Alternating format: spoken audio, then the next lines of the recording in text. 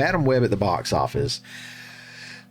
I don't want to beat a dead horse. I know a lot of people did already. I'm going to give maybe a little bit of a different take on it, but I'm going to give my feedback on it because it is a hot conversation, hot topic right now, especially with it coming out on Valentine's Day, which was was it a Wednesday or Thursday? So they had like a 6-day weekend, so to speak, or something like that.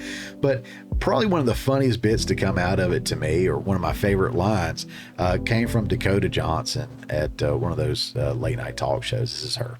Don't need to worry about having any predetermined ideas or information about... No, you don't have to know anything about anything at all to watch this movie. That was pretty funny. I want to play that again. Don't need to worry about having any predetermined ideas or information about... No, you don't have to know anything about anything at all to watch this movie. So I'm not even going to dive into the mannerisms that were used there and the body language or the tone inflections and stuff like that. There's other people that'll probably do that, but I could tell that she just didn't care. And I'm going to get into Dakota a little bit and maybe Sydney and the other ones too, specifically those two, because those were always pumped up as the two big leads. And in one ad, I saw Sydney was pumped up as the big lead for pumped up reasons, I guess, but whatever. But Dakota and Sydney, obviously two of the bigger stars that were involved, and maybe they got a little misled, maybe they were a little uninformed, and maybe it was the agents or whatever. And again, I'll get into that in a minute. I do want to cover the film in it of itself first, and we'll go back and revisit Dakota because I kind of feel bad for her a little bit. So this is an article right here from GameSpot. It says, Madam Web box office, how did the movie do in its first weekend? We scroll down here. The Spider-Man spin-off movie Madam Web from Sony Pictures opened on Valentine's Day, and the early box office results were not great. However, the movie is doing slightly better than some expected, bringing in $52 million worldwide for its opening period. This was an abnormal opening period, like I was saying a minute ago, as film opened on Wednesday. Okay, Valentine's was a Wednesday, and it was also my anniversary. I probably should have remembered that. And these numbers cover a 6-day period spanning through Monday, February 19th for President's Day holiday. The movie earned $26 million over 6 days in the U.S., as mentioned, $52 million worldwide over that same time span. The movie was estimated to have cost $80 million to produce. I'm going to stop there for just a second. Well, $80 million produced prior to marketing expenses. So this is all stuff I covered on a previous episode, right? The filmmaker behind Godzilla, the Mighty Zero, he made a good point that they're making significantly lower budget films and making a profit. We've seen other lower budget films come out and do incredibly successful. $80 million isn't a break the bank, humongous blockbuster budget like we've seen from Marvel, which this is not Marvel. This is not Disney Marvel. This is Sony Marvel or whatever to a degree, but it's not Marvel. It's not Disney Marvel. It's not a $250 million budget film. It's $80 million, which probably was still more than they should have spent on this one. But still, it's not what the other ones are. But the point being that one, $80 million, right? Let me get up here. $80 million to produce. And then you got your marketing and expenses. And I've talked about that before. Other channels do a fantastic job of breaking that down. I think Geeks and Gamers, Odin, Nerdrotic, Ryan Kennel, a lot of these guys that really break that down. Your marketing expenses can really go from anywhere from 50% to 100% of the overall profit. Of the overall budget. So if the budget was 80 million, you're looking at least another 40 million, if not 80 million, that went into marketing for this film. I've seen this film everywhere being marketed on YouTube and Twitter and on TV and everything. I would say they probably spent every bit of that $80 million. So this is probably $160 million budgeted film. Budgeted is in that they put into it entirely. So they need to make over $160 million to be profitable. And whatever they make in theaters, usually they split in half with the theater. So even if they made $160 million in the theater, they're only getting $80 million because the other 80 goes to the theater. So they actually have to make more than that. And for them to come out with 52 million globally, that first weekend is not very, very promising. We'll continue on a little bit and then we'll look at another one. However, Deadline reported that due to the solid box office results so far, the movie will not suffer as much as originally feared. They say originally rather. I know numbers went back and forth and it was predicting better box office numbers. Then they lowered it. And so I guess they're doing better than the lowered number, but I don't think they're doing what they wanted it to. Madam Web finished second in the U.S. for its opening period to the Bob Marley biopic One Love, which made $52 million, double Madam Web's domestic opening. We're going to go look at that real quick over here at Variety. With the Bob Marley movie's triumph over Madam Web signals about a shifting box office. Not too long ago, it would have been considered a box office suicide mission to bid any new release against a superhero movie. But this weekend showdown of Sony's comic book adaptation, Madam Web, versus Paramount's musical biopic, Bob Marley One Love, demonstrates that that's no longer the case. Superhero tentpoles no longer hold all the power. One Love, a PG-13 drama that's aimed at older female audiences, towered over the newest Marvel adjacent flick, earning $52 million over the extended holiday weekend. Suspense thriller Madam Web, a Spider-Man spinoff starring Dakota Johnson as a paramedic with psychic abilities, generated a paltry $26 million over the same 6-day period. It cost $80 million, so it will have to have a tough time turning a profit in its theatrical run, since theater owners get to keep roughly half the ticket sales. Everything I just said. The Bob Marley biopic carries a $70 million price tag, so it'll also need to keep jamming on the big screen, but it's far better positioned, and it is. Let's move on to another one. From CNN, Dakota Johnson is not watching her movie Madam Web as a form of self-care. I don't know if it's a form of self-care. I don't think she's that invested in it. And I don't think she is for this next article we're going to read, which I think she may have been misled a little bit, along with Sydney Sweeney and maybe some of these others.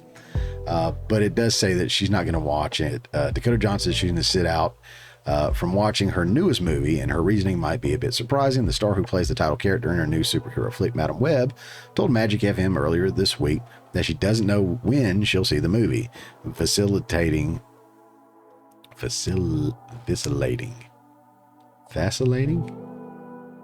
I don't know. Between saying that she probably won't see it to vaguely stating that she will someday. But Johnson explained that it isn't about Madam Web specifically, and that she actually doesn't like to watch any of her movies. So some people are like that. I think it lists some people down here. Meryl Streep, Adam Driver, Emma Stone, Nicole Kidman, yada yada. They didn't mention one of the most infamous, which is Johnny Depp. Johnny Depp doesn't watch any of his movies. But I don't think that's why Dakota Johnson isn't watching it. Let's go to this last article and we'll read through this. From the Daily Dot, now I feel sorry for her. People think Dakota Johnson's agent lied to her about what type of movie Madam Web was going to be. There's a 100% chance Dakota thought she was signing up for an MCU movie. MCU meaning Disney Marvel, the legit big powerhouse, former powerhouse of Disney Marvel. Ex-formerly Twitter users think Dakota Johnson's agent misled her into thinking the movie Madam Web was part of the Marvel Cinematic Universe. Dakota Johnson is an actress who broke into the mainstream, being in 50 Shades of Grey. She recently starred Madam Web, the fourth installment of Sony Spiderman universe. The movie has so far been panned by critics, yada yada yada, but user Bill Brasky had another angle, and that's whether or not Johnson knew that she was getting into, if she knew what she was getting into when she signed into the film. Brasky quoted a video from the press run in which Johnson says, When I got the Madam Web role, I ran into Lizzie Olsen in the hotel lobby and spoke to her about it a bit. And that was helpful. She said she had a great time and seemed very relaxed about it, so that was comforting. Olsen plays Wanda Maximoff in the Marvel Studios produced and Disney-owned MCU. In the post, Brasky writes, there's a 100% chance Dakota thought she was signing up for an MCU movie. And that's the post there, and that's pretty much it. I'll cut away from that. Just don't know what's going on with that page. Don't think I've ever been to that website before, but whatever. But I think she fired her agent the day after the trailer came out. And if you remember the initial trailer, if you've seen it, if you haven't seen it, go check it out just for giggles. The initial trailer, it was just a cluster of word salad and stuff strung together. And I'll give you some spoilers. I hadn't seen it, but I've seen other people reviewing it, and I've seen some spoilers because I'm not planning on seeing it. So if you don't want any spoilers, go ahead and slide forward in the video a little bit. But essentially, a couple of the things that it did is it tried to promote in some of the trailers or in some of the interviews or whatnot, the women as being sexy women. You know, especially Sydney Sweeney, that her sex appeal is off the charts. Everybody's all about her, big time. She's the big star right now with all of that going on, and she does. I mean, I get it. She's a beautiful girl. Dakota's not an unattractive woman at all. And in fact, all of them are attractive women when you look at them. But they leaned into that pretty hard and heavy because I think they knew they didn't have anything else going on. Not only that, but a couple of the big things they threw out there in the trailers were the girls in their spider get-ups, right? In their costumes. And from what I understand, you only see that in a flashback, or maybe in flashbacks, or maybe multiple flashbacks, but it's never super clear. You don't get long views of them. They're not really fighting in it. It's not so much a superhero movie as it's a mix between kind of something that wants to be a superhero movie and, from what I can tell, like Final Destination. And that's basically what the trailers look like, to be fair. So I think they were misled. Again, Dakota, Sydney, all of them. Again, I don't blame her or the other actresses for the lack of success of this film. They probably went out and promoted it as best they could, but it seemed like a disaster of epic proportions from the beginning. The story changed multiple times, apparently, and it was noticeable from those that had watched it, saying it seemed like it was going this way, then it went that way, and then this wasn't explained, and we've got like Uncle Ben over here, and then Peter Parker's born, but you can't say his name because they don't have the rights, and Aunt May don't have the rights, and it's just a mess. It's like they were missing some of the rights to say what they wanted to say, and there were different parts of the film that were used to make a different film that they didn't make, or they took it away, and it's just a mess. The director has nothing on a resume, and the director was another one of those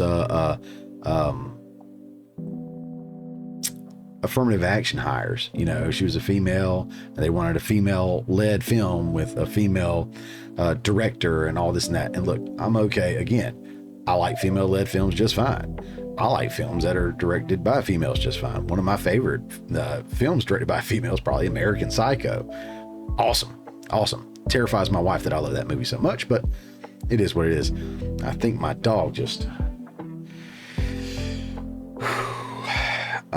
If you like dogs, let me know in the comments down below. I'll make sure I put like a picture up or something of him. And I've got two. I've got a pit bull, and I got a wiener dog, little Dotson, and he is deathly afraid of her. He's like 10 times the size of her. I don't know. And he's deathly afraid of that little girl. She's the older one. She's the boss. She's my princess. And I've just recently, within the last several years, gotten into dogs. I didn't grow up with dogs. So if you had an awe moment just then, make sure you let me know in the comments below. And if you want to see a picture of them, I'll put them up. But back to the story. I'm sorry. Again, with all this, the emphasis was put on the sex of the lead characters instead of the quality of the story. And also, none of the actresses so far have blamed the fans. That's something else I think is huge. I think they're all going to bounce back significantly better, like a Brie Larson, where her, or you got like the director of Robin Hood, which is a guy. You know, I'm shifting gears a little bit on that, but these filmmakers, these actors, these actresses that go out there and just blame the audience and blame masculinity and white men and racists and misogynists, and you didn't come out and see our movie. If you make a feminist movie for the right audience and you put the right thing behind it, you get a movie like Barbie. Barbie was insanely successful, #1 movie last year. My Wife and Child. My child is a girl, but it's not girly. Does not care for girly stuff. She has forced my wife to sit down and watch it with her at least 5 or 6 times because it's just well done and it's funny. And that's how the movie should be. But you don't force that into a superhero movie. You need to know your audience. And I think they're trying to push, with all this crap, stuff that just doesn't jive with the legit audience, not more modern audience, because they're making it for the modern audience. The modern audience are people that live on Twitter and bitch and moan about everything because it doesn't meet their social agenda, check boxes. It doesn't have enough representation in this and that, and it doesn't adhere to the message and whatever. But they don't go to the movies. They don't have the money to spend. They're bitching and moaning from their, behind their keyboard or their phone or mom and dad's basement or whatever it is. They're not the ones out there supporting your films and your projects. The real fans are, and the fact that they didn't crap on the real fans is a big nod to them, and I think that's huge. Hey guys, thanks for checking out this clip from the Morning Mayhem. Remember, this is just a portion of the full show that comes out every Friday morning at 10 a.m. Eastern Time. If you hadn't already, don't forget to subscribe so you don't miss out on any of the full shows or these tasty little nuggets.